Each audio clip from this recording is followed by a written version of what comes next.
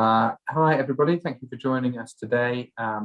We started Movewise over 3 years ago. I'm the CEO and founder, and we started to help. It was really to deliver a better sales process to people, which often can involve, rather than just listing traditionally with one agent, the value in bringing in another agent and taking a property off the market and really generally improving the sales process. Now is a particularly good time to execute a strategy, which is why we wanted to bring this webinar to you at this time. So we will chat that through and the impact that will have on, particularly on the probate process and those beneficiaries and completing the transaction, the probate deal. So I'm Tom, and Kirsty, perhaps you can introduce yourself as head of property. Yes, hi there. I'm Kirsty, and I'm head of the Movewise property team. Okay, we'll kick off. So just to set the scene, probate property is a significant portion of the market. It's estimated that around 1 in 10 residential transactions at any time are going through the probate process. So that's around 100,000 to 150,000 a year. And selling probate property has different challenges to selling regular homeowner residential property. It's, there's a lot more convoluted sales processes, as our listeners will be more than aware. In terms of the property being left to beneficiaries, property is typically the largest part of most of those estates going through the probate process. And the good news is that the average house price now, houses and property in general have been pretty much the top performing asset class over the last few years. House prices are now above 250,000 on average. Some of the negatives with probate property is they're often older, unmodernized, might be in a poor state of repair, meaning there's quite a few services that are required if you want to get maximum value. Valuation can be a little uncertain. And we often come across retirement homes which cause a more significant problem due to the smaller pool of purchasers.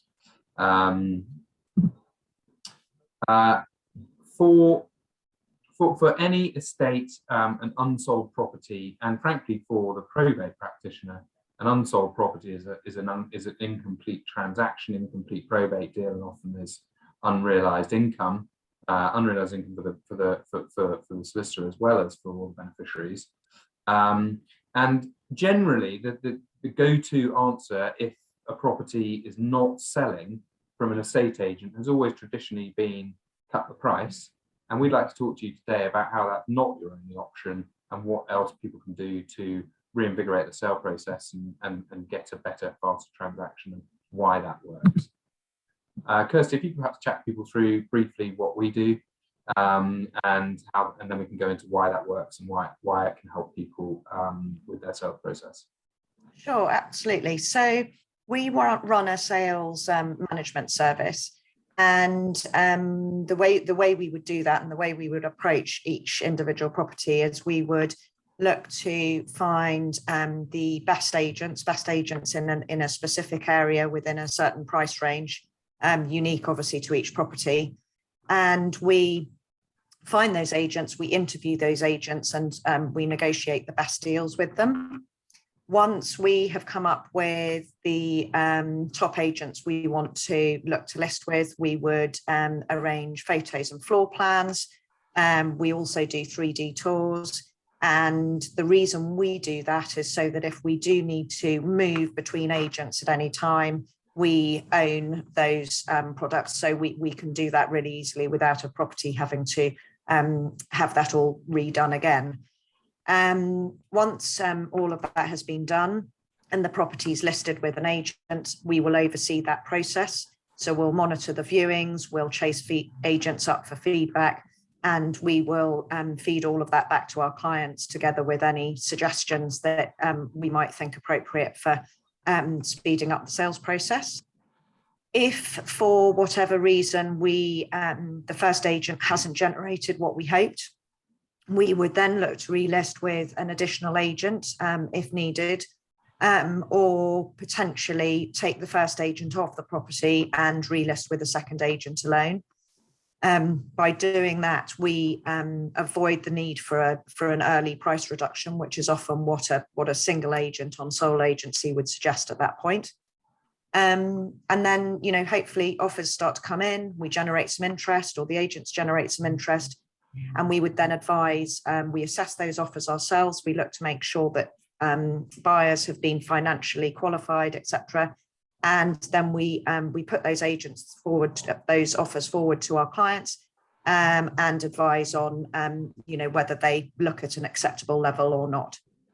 Once an offer has been agreed, we then also manage that process through to exchange and completion. So again, if there are any issues or any concerns along the way, those tend to be highlighted very quickly because we're managing that process all the way through. Thank you. And for listeners to that, what I'd like to explain now is why the property market is different to all other markets, really, and why such an involved process is helpful. To start with, the property market is different to all other markets. Houses are not like other products that are typically sold, like lipstick or batteries. Those products are always the same all the time. Whereas in property, every single house that comes to market is different. It's a non-homogeneous asset class. And really, when you're selling a property, that property is really on a beauty parade of that property versus what else is on the market at that time, because it's all a bit different. So the competition, the supply of other houses on the market or other properties on the market at that moment is always changing. So the property available for sale is always changing. And also the buyer pool is always changing. There are different types of buyers out there with different needs, and those are moving around and changing constantly during a calendar year. And that really brings us on to what is the role of an estate agent. The role of an estate agent is to match off as best they can this ever-changing pool of buyers with this ever-changing pool of stock available for sale.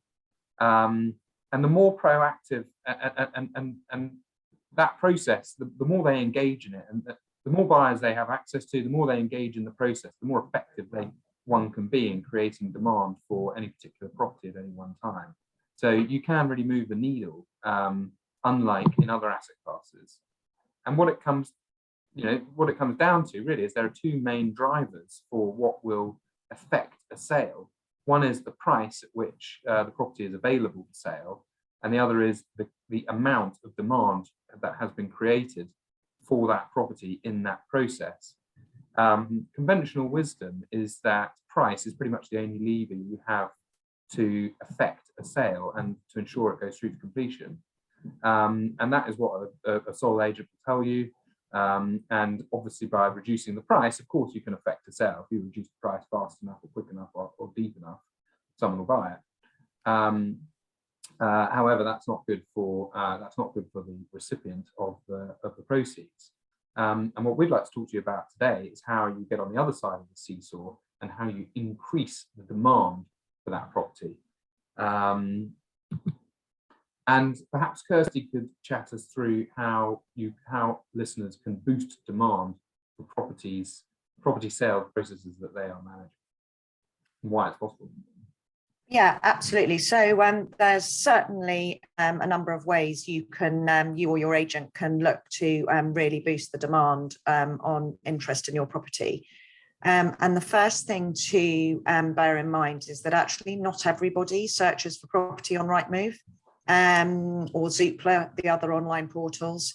And even if they are searching on those portals, they're not necessarily their search criteria, even though your property might be perfect for them, their search criteria might not be bringing up your property. So the first thing to bear in mind is that simply having a listing on Rightmove is very unlikely to sell your property. So the right buyer for your home might not find the property themselves by using the online portals. So it's at that point that really your agent absolutely, is really important at generating, and not only generating the demand, but boosting the demand for your home or the property you're looking to sell. The reason why you need in this instance a good agent is because they will look at their pool of buyers, and they will not just show one property, but they will tend to show a number of properties when they have inquiries. So if someone has registered with an agent looking to buy a property in your price range or your area, they won't just show the one property they've registered to look at. They will show a pool of properties, thereby introducing more buyers to the property you're trying to sell. And the second thing, which is actually even more important, is that nearly all buyers have to compromise on what they end up buying in some way. It's very rare. The perfect property is out there with no compromises. And that's where, again, the good agent has the energy and enthusiasm to really understand their individual buyers and look to help them with those compromises. So an agent who potentially, your property, let's say, is a 3-bedroom house, and the agent's got someone who's made an inquiry about a 4-bedroom property, but everything else about your property ticks what they're looking for, and it's potentially possible to extend your property. That might be a home that the agent would take the buyer into, and they might actually end up buying, but it never would have appeared on Rightmove. So really important to have an agent that's going to make those connections. So a good agent is the one that's going to do a better job of that. So how and Kirsty, how can listeners establish how do they pick a good agent or not? There's lots of agents out there. Yes, absolutely. And the agents obviously, really do vary in terms of how good they are, how proactive they are, and how they work with their pool of buyers. So the first thing we would suggest you look for is an agent that has the right sort of buyers for your property. And you can make a good judgment on that based on what they've currently got on the market. And also what they've got potentially under offer. You won't necessarily be able to see the actual sold properties, but certainly the ones that are under offer. So you'd first of all look for the ones that have the most property on the market and under offer. And the reason for that is that they will have the right buyers that have come to them through those online portals. So the second thing is you then want to look for those, once you found those agents, the agents that are going to use those skills and the energy, etc., to get the buyers through your door. And generally you can, by speaking to those local agents, even phoning up as if you're a buyer yourself to, looking for a property, you can get a very good feel over the phone as to how enthusiastic and experienced that team is. Great. So they've got to have people to phone first, and they may have those from prior properties that they've listed. So the more they've listed, the more they've got to talk to, and then they've got to actually engage. The key message we'd like to leave you with today, listeners, is when your property's stuck, don't drop the price, drop the agent. And the reason for that is because refreshing the agent will generate more interest and demand in the property. So you don't have to just sit. So an engaged and active approach here will generate more demand and different demand for the property, and therefore you don't need to drop the price in the first instance. The reason we wanted to bring this webinar to you at this point in time is because now the question is, when should you relist a property? At what point should someone say, okay, this agent's had a go, let's bring someone else in with a fresh energy and a fresh database of buyers? And the point is, in general, it takes any estate agent between 6 and 8 weeks to show them, or possibly 4 to 8 weeks, their existing pool of buyers that they have on their system, to get them through the door, to market the property at that price. And after that period, they've probably run out of steam, and they will then only be left with price reductions as an option to generate more demand for the property. So after about 6 to 8 weeks on any sale, we would recommend bringing in a second agent before you consider dropping the price. But there's also a particularly good time of year to do that, because if you look here, if we look at the last 2 years, been disrupted by COVID. So you can see here they've moved around rather differently. But normally what happens during the course of the year, this chart shows Rightmove traffic over the last 5 years. And what it shows you is that the traffic to the portals is pretty constant throughout the year. And this really is a proxy for buyer demand, buyer eyeballs. And then from September through to December, it completely collapses, and it collapses steadily into Christmas. And by Christmas, it's about 35% down on what it was for the rest of the year. And then these buyer eyeballs immediately spike back up shortly after Christmas in the first fortnight of the new year. So if you have any property that is stuck coming in or not sold, or is more than 8 weeks, more than 6 to 8 weeks on the market, or is not getting any traffic, it's unlikely to get any in the Christmas period. It's very, very unlikely. So you might as well pull it and relist the property in the new year, because you'll be withdrawing the property at the point of lowest demand, and you will be relisting the property with a fresh listing into the point of highest demand. So it's a very effective time to refresh your listing now. So perhaps, Kirsty, you could chat listeners through how they go about that and what they should do. Yes, of course. So what we'd suggest is delisting the property, as you mentioned, in December. If your property is currently listed and actually your agent is still generating some interest, you might want to, as Tom just highlighted, the online inquiries will likely be at their lowest. So taking the property offline does you no harm at all. You could offer to let your current agent still have viewings, so you don't have the online presence, but if they do have buyers that are registered with them, they can still have some viewings going ahead. But remove the property from the online listing, and then always a good idea to get new photos. Properties don't, the history from Rightmove doesn't disappear until a property's been off the market for off online for 14 weeks.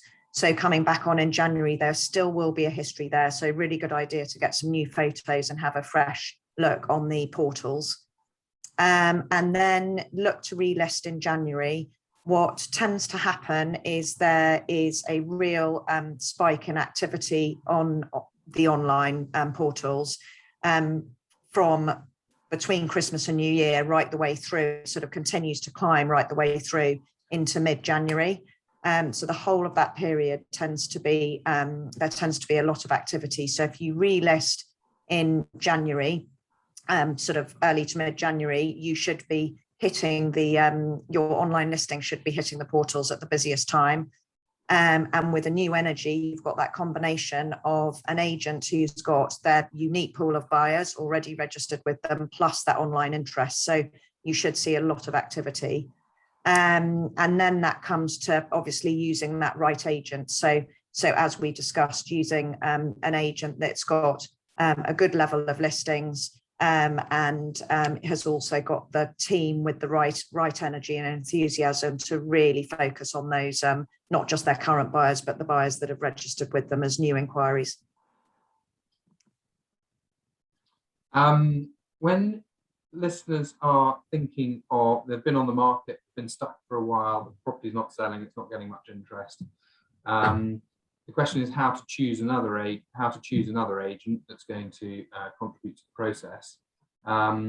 So at Movewise, we do this by, we collect about 1 million data points a day off the portals, and that for our internally for our team, that puts it into a table that shows us a table in this area, particularly this, we've chosen Wimbledon as an area in London, and it shows this information in relation to those estate agents. Kirsty, perhaps you could just chat the listeners through how you use this information to select an agent. Yes, so what we do, this information that's pulled up here is, as it says, is on all prices and all property types. We can, when we're talking about particular properties, we can alter the data. We can affect the data in here by looking at very specific price ranges or property types. So particularly like retirement properties that we deal a lot with. So this is a general overview of this area. We look at a combination of the current listings an agent has, as described before, why that's important. Obviously, what they've sold is also important, and how many they've withdrawn, because you'll find some agents have very high listings because they tend to value high, but then you'll see that they've got quite a high withdrawal rate.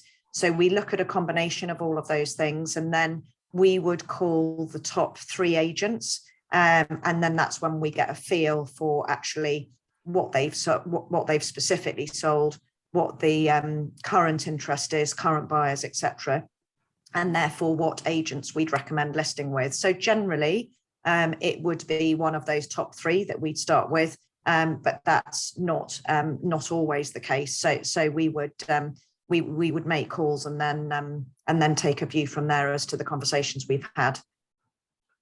And Kirsty, if the listeners are already listed with an agent that's sort of either low down this list or not on it, what happens if they relist the property with one of these ones at the top? So if you're listed with one of the ones lower down, I'd say that's a positive, because there will clearly be agents there that have got a lot of property currently listed, so they will have those buyers, unique buyers to them, already registered on their books. If you are already listed with, let's say, one of the top agents, but you still haven't generated offers or an agreed sale, you will still find that going to one of the ones lower down the list, you're still generating those unique buyers to them. So again, as long as you're happy that they're going to be a proactive team, you will still have that. As soon as you give a property to a new agent, we see this a lot, you get that new enthusiasm and that new excitement with a team that hasn't seen that property before. So even if you were listed with one of the top ones, you can still generate a lot more interest by relisting. Thank you. We've got a case study here of an example of a property that we sold recently that was on the market a while, and perhaps Kirsty, you could chat with the listeners through why that one hadn't sold and why relisting it and getting someone involved can facilitate the process. Yes, so this is quite a good example actually of what we've just been talking about. So this particular property had been on the market with 2 agents for a long time, well over a year, hadn't had any interest at all. Client came to us and we did some research for them, and we subsequently instructed a new agent for them. Unfortunately, the keys the agent was provided with didn't work. They couldn't get access to the flat. It was in a block. So the building manager was incredibly helpful, and but he said that no one had been into that property for at least 18 months. So that's why everyone was unaware about the keys being an issue. So clearly previous agents had not had any viewings at all. We organised for the locks to be changed. The flat needed to be cleaned, and there were evidence of pests and things, so that it needed a really good clean, etc. So managed to get the agents then in to A, to list the property, and then B, to carry out their viewings. And within a few weeks, we've had an offer very close to the asking price, which has been agreed and is all progressing through. A little bit here on retirement properties often come up with our probate clients. Retirement properties are more challenging to sell than any others. They've got a reduced pool of buyers, perhaps the age restricted category. So you're selling to much less people. And also the resale values tend to be much lower. So the average retirement property goes down about 2.6% per year of ownership in value. They also often have sort of onerous service charges and things like that. It's really primarily because new build is far more attractive to buyers than secondhand, and there are various reasons for that. The important part of retirement properties is to market it with people that have sold retirement properties, but also to be cognizant of what is actually available on the market now and what the recent sale prices of any of the building are. That's typically what will give the best indication of realistic value. sadly, people are often anchored on the purchase price, which is a pretty poor indicator in retirement properties of the current value. So thanks for joining us today. Just to summarise, the reason we brought this webinar today in December is because we wanted to leave you with the message of don't drop the price, drop the agent. You can reinvigorate your sales process, and you will, and we do it all the time with every single transaction we're working on. About a third of properties will sell with the first agent. Movewise has a 90% sales rate with top performing sales in the country, and the reason for that is because we reinvigorate the process and bring in other agents. This is a very, very good time for you to do this yourself with any of the properties that you have that are not sold. If you take it off the market now and relist the property in January with another agent, you will generate a lot more traffic for it. Take the opportunity to take more photos, get them done again. Make sure you don't have a Christmas tree in the background, otherwise you can't use them for very long. Do relist the property in January. Do make sure you're getting that best quality agent in for the second time. And then in the new year, you can run that process. You can continue to run that process, and if you really have to sell in the end, you can always use an auction at the end of a full marketing process. Thank you very much to everyone for listening today. If you'd like to ask any Q&A, please do so. Just also today, we'll send a copy of the presentation and the recording to everybody afterwards as well, so you'll have that to hand. One of the questions that frequently comes up in our webinars is what our Movewise's fees are. Our average fee is 1.3. For properties over 300,000 outside London, we charge 1.3% plus VAT, and we use that to pay. Most of that to pay the agent that delivers the buyer. So not dissimilar to a self-managed single agent transaction. Thank you very much, everyone, for joining today. I'm Tom Scarborough, and thank you for listening. Thank you very much.